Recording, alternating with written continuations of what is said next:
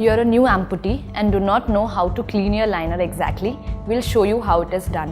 My name is Pooja and I work as a CPO here at Ottobock Clinic, Mumbai.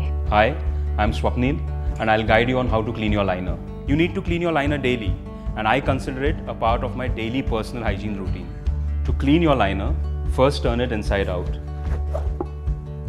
Inverting your liner over your arm gives it more stability and helps while you clean it.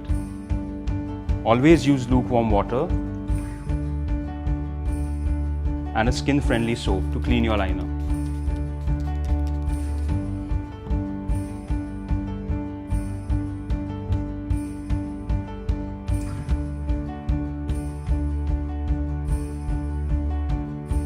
Once you are done cleaning your liner, gently rinse the soap off with clear water.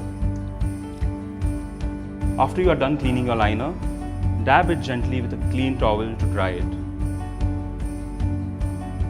You can then leave your liner over a liner stand to dry for a while, or turn it inside out again and insert a clean rolled towel inside your liner and leave it to dry for a while.